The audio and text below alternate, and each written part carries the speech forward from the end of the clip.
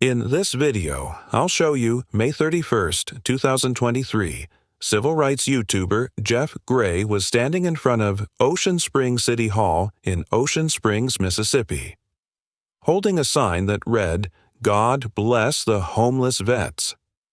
When Officer Wilder of the Ocean Springs Police Department approached him, Mr. Gray was in Ocean Springs as part of several stops along the Mississippi Gulf Coast to investigate how each city responded to the attempted exercise of his First Amendment rights.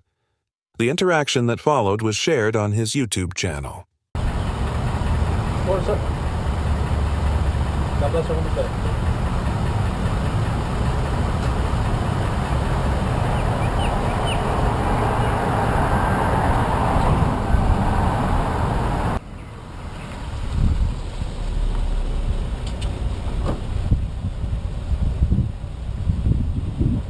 Good morning, sir. What are we doing, man? God bless homeless veterans. Huh? God bless our homeless veterans. Okay, so what are we doing? God bless the homeless veterans. I heard you the first time. Why don't you answer my question? What are you doing? God bless the homeless veterans. All right, you need to go somewhere else Why is that? because you can't solicit here on the property. God bless the homeless veterans. God bless them too. Have a nice day. I'm a veteran myself. Move. God bless the homeless veterans. ID, please. For what? Did I just tell you to move? Why are you telling me? Because you can't be here. Why? Because I said. Just because you said? Yeah, you're on city property. Yeah, I am. Are you soliciting money? God bless the homeless veterans. Again, what are you doing? God bless the homeless veterans. God. I Hello. can read. Shh, shh, shh. Listen to me. You're fixing to piss me off. I don't give a damn if I piss you off or not.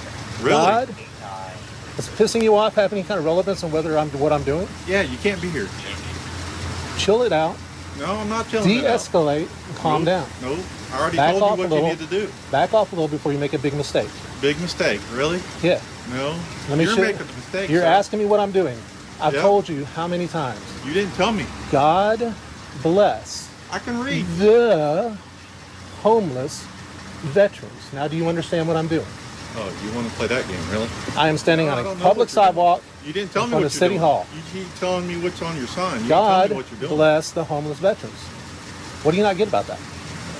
What are you not getting understand me for you telling you to leave? You can't tell me to leave. I can tell you to leave. I'm engaged in the Constitution. Officer Wilder claims that Mr. Gray is not allowed to stand in front of City Hall and must leave, and Mr. Gray argues he's engaged in constitutionally protected activity. Although the First Amendment protects freedom of speech, the fact that an individual is engaging in First Amendment speech does not necessarily mean that they have an absolute right to remain at a government building. As the Supreme Court explained in the 1965 case of Cox versus Louisiana, quote, "The rights of free speech and assembly, while fundamental in our democratic society, still do not mean that everyone with opinions or beliefs to express may address a group at any public place and at any time." Additionally, in the 1981 case of the United States Postal Service versus Council of Greenberg Civic Associations, the Supreme Court stated that, quote, "The First Amendment does not guarantee access to property simply because it is owned or controlled by the government." However, although there are times when individuals may be removed from government property despite the fact that they are engaged in speech, it is likely that a court would conclude that Mr. Gray's removal from the area in front of the town hall violated the First Amendment. As the Supreme Court outlined in the 1983 case of Perry Education Association versus Perry Local Educators Association, government property can typically be divided into three categories: traditional public forums, limited or designated public forums, and non-public forums. Traditional public forums are places such as streets and parks that are traditionally used for general assembly and debate. Limited public forums are properties that have been specifically designated by the government is open to certain groups or topics, and non-public forums are government property that are not traditionally used for public communication. Parks, streets, and sidewalks are classic examples of traditional public forums, and in the 2000 case of Puyom versus City of Owasso, the Sixth Circuit Court of Appeals concluded that the steps of City Hall were a traditional public forum, holding that, quote, in the absence of a showing that the steps of this public building have been traditionally restricted, the steps of Owasso City Hall are a traditional public forum, and that expression there cannot be banned absolutely.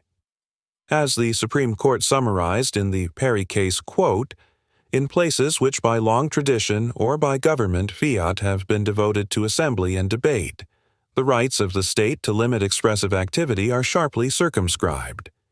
In these quintessential public forums, the government may not prohibit all communicative activity.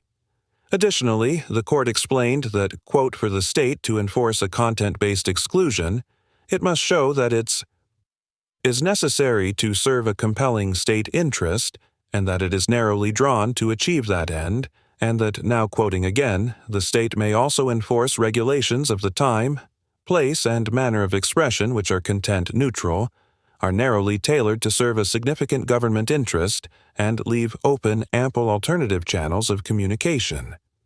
Here Mr. Gray was outside City Hall, which a court would likely find to be a traditional public forum, absent evidence that the area outside the ocean springs. City Hall had been traditionally restricted, and Officer Wilder seems to imply that Mr. Gray could not express himself at any time or in any way at that location. Therefore, if a court concluded that the area outside City Hall was a traditional public forum, it would almost certainly determine that Ocean Springs could not entirely restrict Mr. Gray's First Amendment activity in that area. Likewise, if the city argued that Mr. Gray was removed because of the content of his speech, it would have to prove that its content-based exclusion was necessary to serve a compelling state interest, and that the time, manner, and place restriction left open ample alternative channels for expression. Look, you got one of two choices. Oh, I do. So you're telling me I have officer, have one of two choices. You can respect my civil rights, or you can violate my civil rights. Which one's it going to be? I'm standing here with this sign, and I'm going to stand here. God put it in my heart. I'm not going anywhere. And you're not getting my ID. As a matter of fact, I'm going to start recording. I'm going to get my phone out right here, okay? See this? Yeah. I'm recording right now, too. Can people get body cams from city?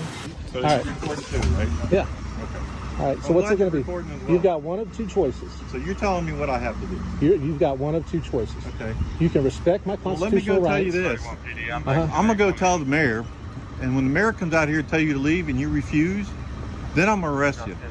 All right, if I refuse. Okay? Yes, if you refuse. Even though I'm engaged in constitutional It doesn't protected matter. It doesn't matter. No, it I'm does standing on a not. public sidewalk in front of Because City you're Hall. allowed to move. You're allowed to leave. I'm going to stay You're here. being told. I'm gonna stay. If the mayor comes out and tells me to leave under threat of arrest, I'll leave. Be right back. This is a constitutionally protected activity. I can't believe this.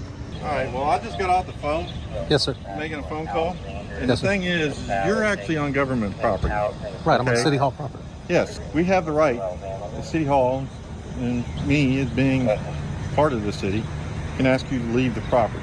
We have that right. We own this thing. The city owns it. All right? So the city employee, it's myself, people that work in there, has asked you to leave, and you refuse. Okay, if you want me to leave, And I'll you leave. And you refuse. Let me explain myself before you go any further. Okay. Because you're very confrontational. You want to tell me what I can and can't do, and you told me if I violate your rights, I'm going to be, I don't know, in trouble, I guess. I'm a vet as myself. All right. I understand what you're doing. That's fine. Mhm. They don't want you here on city property. Now, if you walked off the property, you went somewhere else, all right, not on private property, and did this, it wouldn't be a problem. You understand that? But, And you understand that? I'm engaged in Do you constitutionally understand that? protected. I'm engaged. Yes or no? It's a very simple I'm question. Do engaged you in a understand me? constitutionally protected activity. So let me explain this This to you is freedom again. of speech and I freedom of don't religion. care. If you want, Let me if you're- explain it. Let me explain this again. You're trespassed. Okay, I'll leave. Now you're done. Officer Wilder initially informs Mr. Gray that he will have the mayor tell him to leave and arrest him if he fails to comply, but he later returns without the mayor and tells him he is trespassed. The relevant state trespassing statute, which is found in Section 97-17-97 of the Mississippi Code, provides that, quote, if any person shall, without authority of law, go or remain upon any premises or land of another, whether an individual, a corporation, partnership, or association, after having been forbidden to do so, either orally or in writing by any owner or lessee or custodian or other authorized person, such person or person shall be guilty of a misdemeanor. There is a limited amount of case law interpreting this statute, but while the statute does not explicitly state that it applies to government-owned public property, it is possible that a court would conclude that an individual can be convicted of trespassing on property owned by the City of Ocean Springs, which is a municipal corporation. Additionally, it is unclear whether Officer Wilder would be considered a, quote, UN, quote, authorized person who has the power to forbid individuals from remaining on the property. But absent an existing agreement between the Ocean Springs government and the police department, Mr. Gray would have a strong argument that Officer Wilder was not empowered to unilaterally decide to trespass him, although it should be noted that he claimed to be acting on behalf of the City Hall employees further. Unlike the state trespassing statute, Section 15-10 of the Ocean Springs Code of Ordinances explicitly prohibits trespassing on public property. However, the ordinance specifically defines trespassing as, quote, entering upon posted public property after regular or routine business hours without permission or without legitimate business to conduct. Therefore, because Mr. Gray was engaged in speech during regular business hours, it is highly likely that a court would conclude he could not be convicted of violating this ordinance. How long? I gotta get. Before you go anywhere else, Yes, sir. I have a right to be here. Okay. Let me explain the law to you again. All right, I I wanted want to your leave. identification. You want my ID? Can I reach in my Yes, pocket and you get can it? reach in your pocket. Okay, I'm gonna step away from you a little bit. Because I want your ID. Can we go over there and do this so I'm No, off the right property? Okay, my ID is right here. Because I have a valid reason to be here, and I have a valid reason to ask you for identification. You don't care if I'm engaged in a constitutionally protected activity. You're a military veteran. Then go get your freaking lawyer and sue the city if you think that's a violation. I would rather not do You're that. Then do that. Because I can tell you what, you're not going to go anywhere with it. You understand me? I would rather not do that. I would rather you respect my constitutionally protected rights, especially being a veteran. I do Well, you very obviously much don't. every day. You're trespassing me But off when of you public start property. becoming confrontational and telling me what I can and can't do, guess what? You're gonna lose every time. Is it illegal? Because I know what my job is. I know what the Constitutional says. I know what the God-given right is. You're not going to tell me anything different. You understand me? You want to get confrontational? I can get confrontational. I did 20 years in the military. I collect a VA check for being disabled. I don't have a problem you holding that sign and saying that. But when somebody tells you you have to leave and you can't do it in front of a city building, guess what? You got to go. Just that simple. I'm not answering any more questions. Good. You told me to leave. I'm trying to leave, but you got my ID. Yeah, I got your ID You told me I now. was trespass. I'm leaving. Yes, you are. All right. You stopped me from leaving. When I run your information, then you're really free to go. Officer Chill, can I speak with you, sir? Yeah, it's pronounced Gil. Gil, I'm sorry. Yeah, badge number 35. All How right. are you? I'm good. I'm trying to explain to the officer here. I'm engaged in a constitutionally protected activity. This is freedom of speech, freedom of religion, and freedom of assembly on a traditional public forum at the steps of City Hall. All I've been doing out here is politely and peacefully saying God bless the homeless veterans to people that are coming and going. I told him I'm saying God bless the homeless veterans. And now he's trespassing me off the property. Okay. I don't think he can do that. I think it's constitutionally, I think he's violating my civil rights doing so. So if somebody could please contact the mayor, the city manager, the city attorney, and let them know what's going on before you guys follow through with this trespass. He's trespassed me. I tried to leave, but he stopped me to get my ID. So I'm trying to comply with the trespass. I don't know if he told you not. The way the call got reported to us was that you were out here soliciting for money, holding a sign. We don't know that until we come here and see what's going on. Well, even if I was soliciting, it's still a civil right. Even if I was. But I'm standing here, I told him multiple times, God bless the homeless veterans. That's what I'm doing. He asked me, what are you doing? God bless the homeless veterans. Oh, wait. Yes, sir, go ahead. Thank you. We have city ordinances in the city, loitering, panhandling, things like that. Right? And I'm not saying you were doing any of that stuff, but we don't know that until we do our job and investigate, right? Well, after we read your sign, we see you're not asking for money. You're just expressing your freedom of speech in a public place, right? Yes. We can't have you loitering though. So in the city, I don't know if you're familiar with the city ordinance or not. If you stay stagnant or idle in a public place, even the sidewalk, for 30 minutes or more, that's a violation of the city ordinance here. Officer Gill, another officer with the Ocean Springs Police Department, arrives and informs Mr. Gray of a city loitering ordinance that allegedly prohibits individuals from remaining in one place for 30 minutes or longer. The ordinance Officer Gill is referring to seems to be Section 15-10 of the Ocean Springs Code of Ordinances, which we discussed earlier in this episode in terms of its prohibition on trespassing. The ordinance defines loitering as, quote, remaining idle in essentially one location for 30 minutes or longer, and specifies that it, quote, shall include the concepts of spending time idly, loafing, or walking about aimlessly, as well as, quote, quote, hanging around. However, as with the provision regarding trespassing, the ordinance only forbids loitering on public property after posted business hours and engaging in any loud or offensive behavior or language, consuming alcoholic beverages, or generally creating a disturbance or annoyance. Here, Mr. Gray was present during business. Hours maintained a low volume and was there to bring awareness to homeless veterans, which is highly unlikely to meet the ordinance's requirements for unlawful loitering. Likewise, it is important to note that if the ordinance did prohibit loitering during business hours, it is questionable whether Mr. Gray's conduct would qualify as loitering under the ordinance, as he was engaging in speech and not idle conduct, and a court would likely find that an ordinance that generally forbade spending time idly, loafing, walking about aimlessly, and hanging around on public property was unconstitutionally vague. In the 1978 case of Papa Cristo versus City of Jacksonville, the Supreme Court held that a vagrancy ordinance that prohibited, and I'm quoting, wandering or strolling around from place to place without any lawful purpose or object was void for vagueness. Quote, both in the sense that it fails to give a person of ordinary intelligence fair notice that his contemplated conduct is forbidden by the statute, and because it encourages arbitrary and erratic arrests and convictions. We have discussed the constitutionality of loitering statutes at further length than a previous episode of ATA, and I've included a link to that episode in the description below if you'd like to learn more. Am I trespassed? Yeah, you're trespassed. Don't come back on the city property. For how long? Not for what you're doing. If you got business here, you can come back and do business, but you can't just stand here with a whole sign. I'm leaving. Bye. And if I don't leave, what'll happen? Huh? Would I be arrested if I don't leave? Yes. God. I don't know what to do, man. Unbelievable. After Officer Wilder returns Mr. Gray's license, Mr. Gray leaves City Hall while the officers remain in front of the entrance.